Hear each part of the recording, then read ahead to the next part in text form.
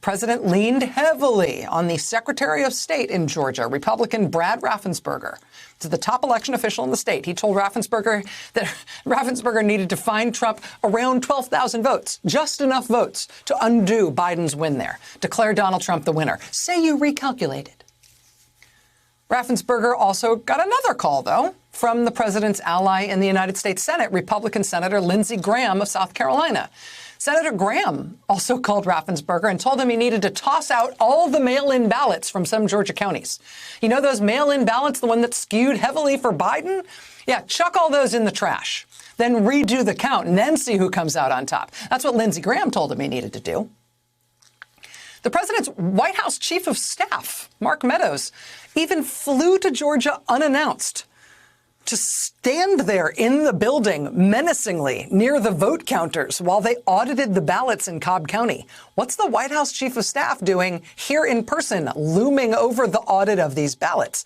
I mean, it was a crazy thing we all lived through. What the president and his allies were doing, what they were really trying to do was get the election results thrown out in states that Trump lost. It wasn't just complaining about it. It was a concerted effort to have Republican officials in various states void or reverse or tamper with the election results to say Trump won instead of Biden. The state elections officials, the secretaries of state, the poor ballot counters, right? These were the pressure points that the president and his allies were leaning so heavily on. And in the end, it didn't work, right? But I mean, imagine if it had. Imagine if the Republicans on the receiving end of all that pressure had said yes to the president. Imagine if they had actually done what he wanted, tossed out ballots, overruled results, decertified the election, announced that Donald Trump had won elections that he didn't win, which is what he was demanding. That's what Trump wanted to do. It came down to a handful of principled people who said, I do not have the power to do what you are asking me to do, and I won't try to do it. And they stopped it from happening. We were sort of hanging by a thread there for a good few weeks. Well, today, Republicans have found a new way to cut one of those last dangling threads. Tonight, the Republican governor of Georgia, Brian Kemp, has signed into law a sweeping, staggering bill that undoes much of what constitute free and fair elections in the state of Georgia. It will actively prevent people from accessing their constitutional right to vote in a way that will disproportionately affect poor Americans and Americans of color, voters that, of course, tend to skew Democratic. And the voter suppression elements of this Georgia law that was, again, just signed tonight. It's now Georgia law. The voter suppressive elements to make it harder to vote, those things have received a lot of attention. But here's maybe the part that's even worse. What this bill will also do is codify into law the process by which Donald Trump tried to undo the Georgia election results in 2020. What he also tried to do in Michigan and other states.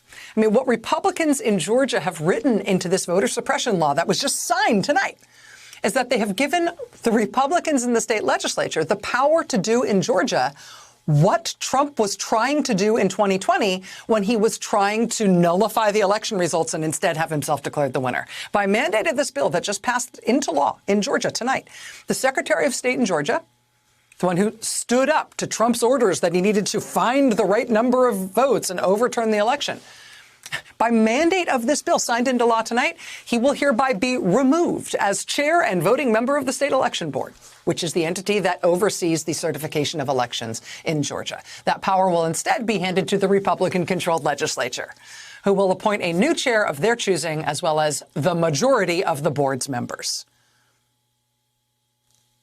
Republicans in the Georgia legislature wanted to go along with what Trump was insisting should happen in Georgia. This bill will give them the power to do that. What this bill does is it carves out the people inside the state government who refused to overturn the election for Trump. It hands that power to a new hand-picked group of people friendly to the Republicans in the Georgia state legislature who wanted to go along with what Trump was demanding. The election board will also be afforded new powers under this law. They will be allowed to take over any individual county election board in the state that they see fit.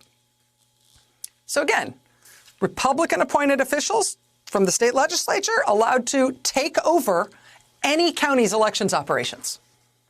any county they choose.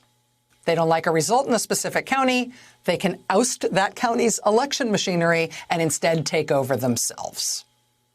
I mean, Donald Trump had to make threatening phone calls. He had to cook up crazy conspiracy theories about suitcases filled with ballots. He had to send his chief of staff to go cross his arms and look mean while they counted the ballots. But because of this, a dangling thread of people standing up and saying, no, this isn't right, Republicans couldn't actually pull off what he was trying to do in Georgia in 2020. This bill just signed tonight snips that last thread. It removes the guardrails that prevented Trump's scheme in Georgia from working in 2020. It institutionalizes the potential to overturn an election in the state of Georgia at partisan insistence. And it's done. Kemp just signed it. Hey, thanks for watching our YouTube channel. You should know that you can follow today's top stories and breaking news and catch up on your favorite MSNBC shows all in one place. Download the NBC News app today.